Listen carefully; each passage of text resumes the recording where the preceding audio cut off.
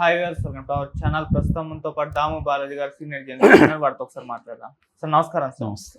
Sir, రాజమండ్రిలో ఒక medico student Naganjali అనే ఒక అమ్మాయి సూసైడ్ చేసుకుంది సార్. ఇప్పుడు అక్కడ సెన్సేషన్ క్రియేట్ చేసింది. అంటే రెండు పొలిటికల్ పార్టీస్ వైసీపీ టీడీపీ మధ్య ఇది ఒక వార్లా కూడా మారిపోయింది. మరి పవన్ కళ్యాణ్ గారు కూడా దీనిపైన స్పందించడం జరిగింది. అసలు ఏం జరిగింది ఈ అమ్మాయి విషయంలో, ఎందుకు సూసైడ్ చేసుకుంది, మరి పవన్ కళ్యాణ్ గారు ఏ విధంగా స్పందించారు?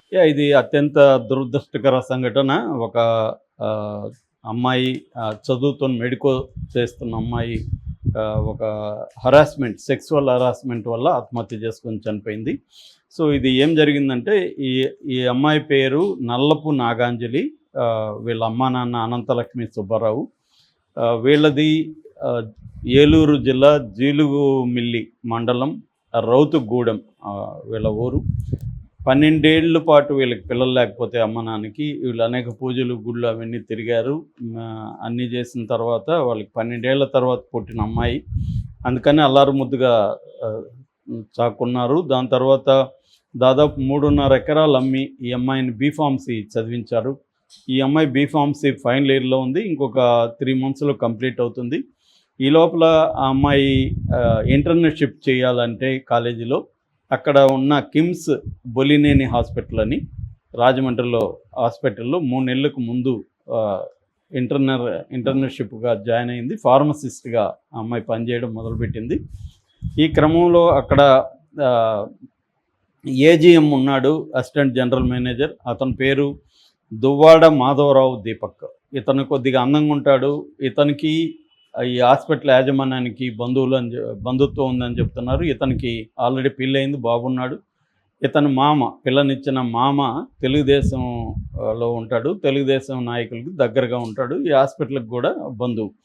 అలాగా ఇతనికి కొంత అమ్మాయిలు పిచ్చుంది. గతంలో కూడా ఇతను ఒక హోమియోపతి కాలేజీలో పనిచేసినప్పుడు అక్కడ ఒక లెక్చరర్ని, మహిళా లెక్చరర్ని కూడా వేధించారని చెప్పి ఇతన్ని డిబార్ చేశారు కాలేజీ నుంచి. ఆ తర్వాత 2015లో కేసు పెట్టారు.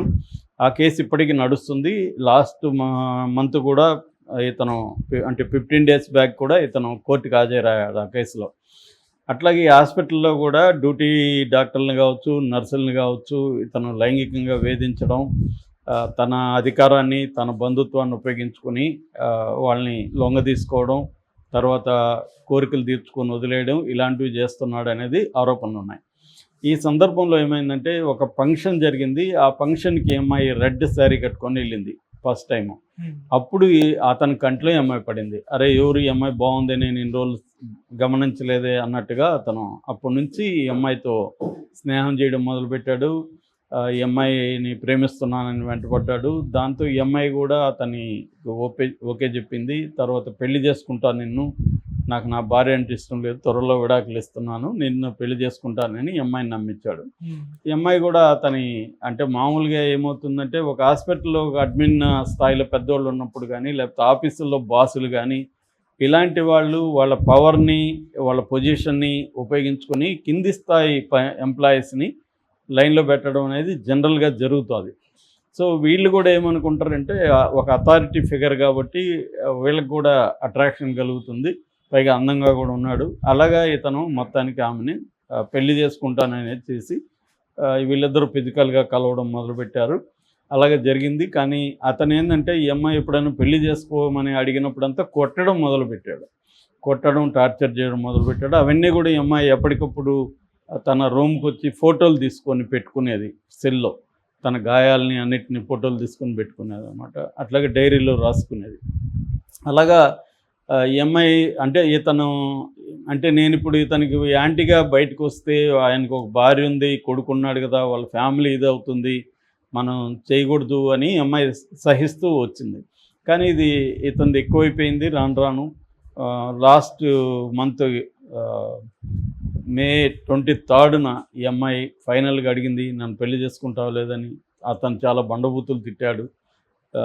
దాంతో ఈ అమ్మాయికి అర్థమైపోయింది, ఇతను నన్ను చేసుకోడు, వాడుకుంటాడు, ఇతనితో ఉంటే నాకు టార్చర్ చూపిస్తాడు, లైంగికంగా కూడా బాగా వేధిస్తున్నాడు అని చెప్పి ఆ అమ్మాయి ఆత్మహత్య చేసుకోవాలనుకుంది. డైరీలో ఒక ఆత్మహత్య లేఖ కూడా రాసింది.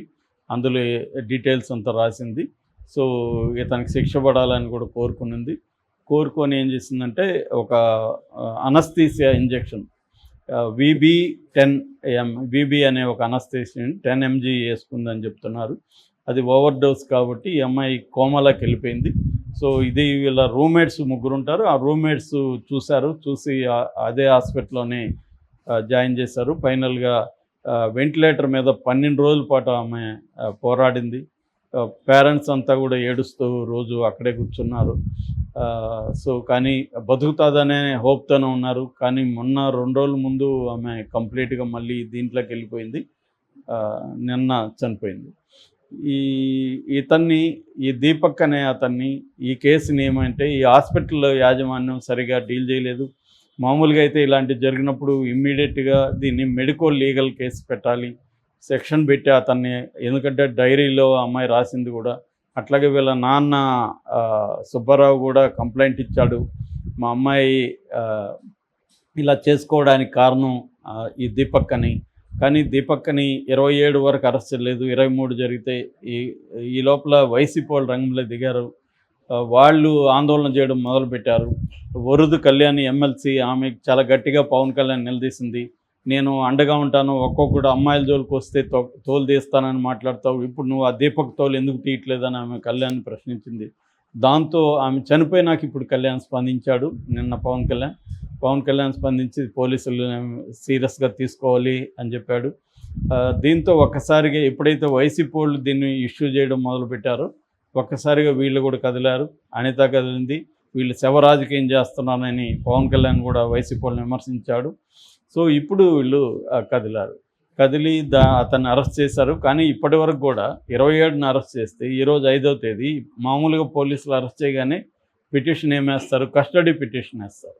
ఇప్పటి వరకు కూడా కస్టడీ వేయలేదు, వేస్తామని చెప్తున్నారు అనేది అంటున్నారు. సో కస్టడీ పిటిషన్ వేయాలి, దీన్ని సమగ్రంగా విచారించాలి. నిజంగా సమగ్రంగా విచారిస్తారా అనేది, ఎందుకంటే వీళ్ళు పేదలుగా కనిపిస్తున్నారు ఈ అమ్మాయి వాళ్ళు.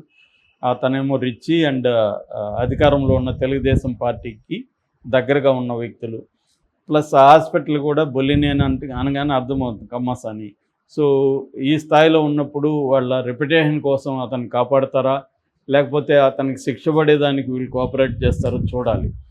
ఎందుకంటే గతంలో కూడా పవన్ కళ్యాణ్ మనకి సుగాలి ప్రీతి విషయంలో ఇప్పుడు అంటున్నాడు కానీ ఆయన శవ రాజకీయాలని, పవన్ కళ్యాణ్ చేసినది కూడా అదే కదా. ఎవరైనా ప్రతిపక్షాల పని ఏదైనా ఒక అన్యాయం జరిగినప్పుడు పోరాడాలి, శవమా గేవమా అనేది పక్కన పెడతారు. అందరూ అదే పని చేస్తారు. వైసీపీలో జరిగినప్పుడు తెలుగుదేశం కానీ ఇదే పవన్ కళ్యాణ్ కానీ అనేక చోట్ల పోయి చేయలేదా? ఇష్యూ ఏంటంటే వాళ్ళు ఏం చేస్తున్నారు అనేది కాకుండా మనం ఏం చేస్తున్నాం, అధికారంలో ఉన్నాం, మనం ఏం చేస్తున్నాం అనేది ఇంపార్టెంట్. సుగాలి ప్రీతి విషయంలో 8 నెలలు అయింది ఇతను హామీ ఇచ్చి, అంటే అధికారంలోకి వచ్చి 10 నెలలు అయింది. ఇప్పటికి కూడా సుగాలి ప్రీతి విషయానికి సంబంధించి సిబిఐ కూడా విత్డ్రా చేసుకునింది. కానీ పవన్ కళ్యాణ్ దాని మీద నోరు మీద పట్టలేదు. ఒకప్పుడు దాని మీద పెద్ద ఉద్యమం చేశాడు పవన్ కళ్యాణ్. సో ఇదేంటంటే అధికారంలో ఉన్నప్పుడు ఒక రకంగా బిహేవ్ చేయడం, ఇష్యూల్ని దేనైనా వాడుకోవడం కనపడుతుంది. కానీ నిష్పక్షపాతంగా ఈ కేసులో న్యాయం జరుగుతుందా ఈ నాగాంజలికి అనేది డౌటే. ఎందుకంటే అవతల రాజకీయాలు ఉన్నప్పుడు ఇది మెల్లగా నీరుగాట్ చేస్తారు పోలీసులు, హాస్పిటల్, ఇదంతా కూడా. రెండోది అదే హాస్పిటల్లో వైద్యం సరిగా అందిందా లేదన్న డౌట్లు కూడా చాలామందికి వస్తున్నాయి. సో ఇంకొక డౌట్ ఏంటంటే ఈ అమ్మాయికి అసలు ఇంజెక్షన్ ఈ అమ్మాయి వేసుకునిందా, అతనే వేసాడా బలవంతంగా అనేది కూడా ఒక డౌట్ ఉంది. వాళ్ళ నాన్న ఎక్స్ప్రెస్ చేస్తున్నాడు. అట్లాగే ఈ అమ్మాయి రూమ్మేట్స్ 3 మాయమైపోయారని చెప్తున్నారు. ఆ 3 మరి ఎక్కడికి పోయారు, ఆ 3ని పోలీసులు విచారిస్తున్నారా లేదా, హాస్పిటల్ యాజమాన్యమే ఆ 3ని పంపించేసిందా, ఇలాంటి డౌట్లు వస్తున్నాయి. యాక్చువల్గా ఇది వర్క్ ప్లేస్ హరాస్మెంట్ అంటారు, వర్క్ ప్లేస్ డెత్ అని చెప్పొచ్చు మనం. అంటే పనిచేసే చోట స్త్రీలకి ఎటువంటి ఒక సెక్యూరిటీ అనేది లేకుండా పోయింది. చాలా ప్లేసుల్లో ఒక డిస్ప్యూట్ ఇది కానీ వాళ్ళు కంప్లైంట్ సెల్ కానీ ఇవన్నీ పెట్టాలి, అవేవి ఫంక్షన్లో ఉన్నట్లేదు, నామకే వస్తే పెడుతున్నారు తప్ప